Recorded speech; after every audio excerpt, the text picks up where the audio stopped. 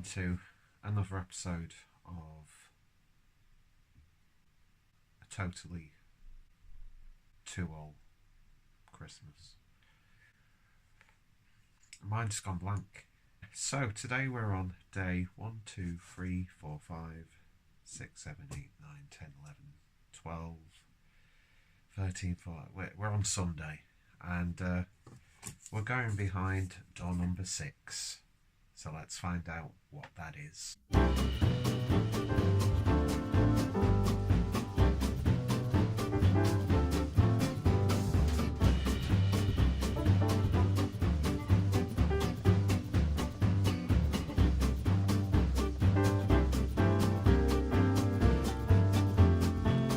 So we've got some IPA action, and this is the Sir Any IPA, a Citra Mosaic, which is a sour mashed New England style IPA.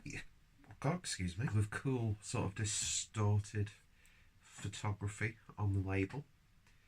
And yeah, I've always wanted to try the Sir New England IPA series from Tuol.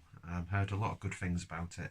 And yeah, another IPA. Tuol do some really good IPAs that I've had over my drinking experience, and yeah, very excited to give this one a try. So this is clocking in at 5% ABV, so sessionable.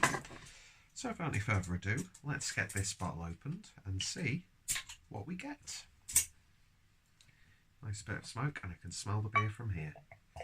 So let's give this a pour. And there we go. Yeah, Christmas garb just gone out the window, so you've just got me in a scarf and a hat, in a t-shirt. See, I was expecting this series to be a little bit more grander than it actually is, but alas, that was not to be the case, which should be no surprise if you're a regular to the Clueless Drink channel. But yeah, beer in a glass then, and yeah, that's a hazy sort of deep orangey amber look to it. It's not a vibrant, turbid haze for days sort of affair, but it's still got a real sense of density to it. And actually, one of the instances where it looks exactly the same on camera than it does right here. So yeah, looks fantastic. Beer poured of about 1 finger's worth of a sort of like slightly orangey tinged head. So it's stained by the beer itself. Anyway, so this has been chilling in the fridge for a little bit. Let's see what we get on the nose.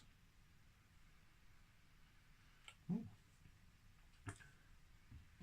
Now, Citra and Mosaic are like two of the go-to New England IPA hops to use. The Citra obviously gives you a bit of a citrus bite, and the Mosaic gives you a bit of a tropical fruitiness. But yeah, this being a sour mash, you get that. You do get a funkiness. Some of the sour mash IPAs I've had have not really had any traces of sourness to them.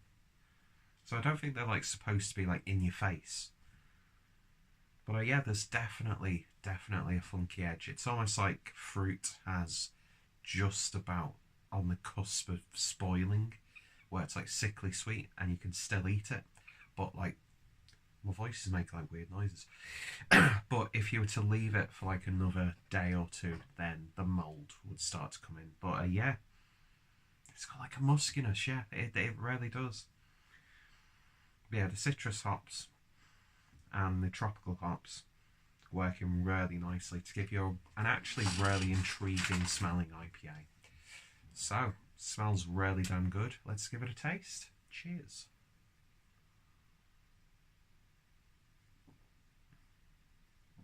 Whoa.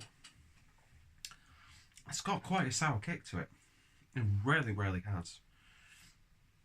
It's almost got like the kick of a fruited goza. There's like very subtle saltiness, although I don't think they've actually used salt in this. But yeah, it picks up on the back end. It's like you've actually got a lemon and squoze it straight onto your tongue. It's not really puckering or anything like that, but it just adds a bit of a kick, and it emphasises that citra hop. but you've got this lovely balanced, almost like, you know, tangy Haribo sort of flavours in the background. So it's really quite sweet.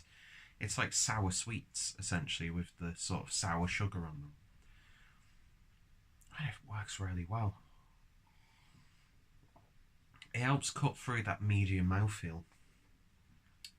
And it makes sure that the beer isn't too sweet. Oh, this is good. I like this one.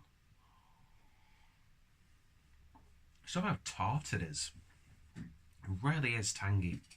And I think that works brilliantly within the confines of a New England style IPA. Devastatingly drinkable. Although it's got a bit more oomph than you would expect for a 5% ABV IPA. Especially in this hazy, beery landscape. But yeah, that funk in there just really takes it to another level.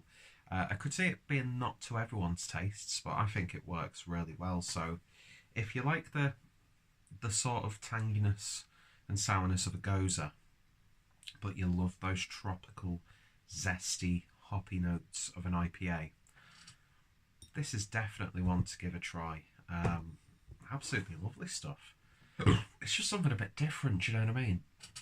Breaks it up from, I mean, don't get me wrong, I love hazy IPAs, but it's just something a bit different, brings something new to the table. It's quite gassy, it's making me repeat on myself, but I'm not gonna, it's because I'm drinking it too fast, that's why. I like that a lot, I really, really do. I was not expecting it to be that tangy from my experience with previous sour mash IPAs.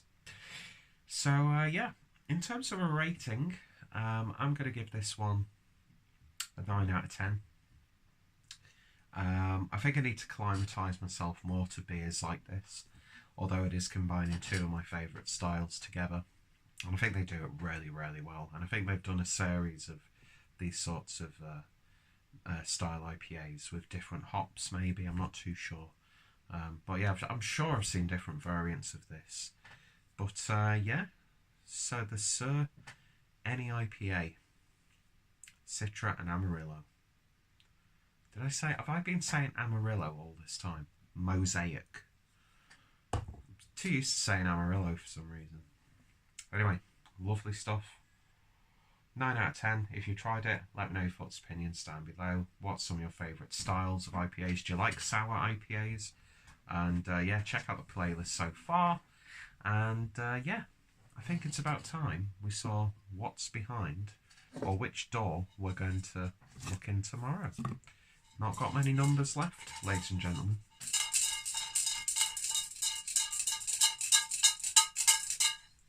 So, let's see what number we're going to be opening tomorrow. And that number would be legs 11. So, what's behind door number 11?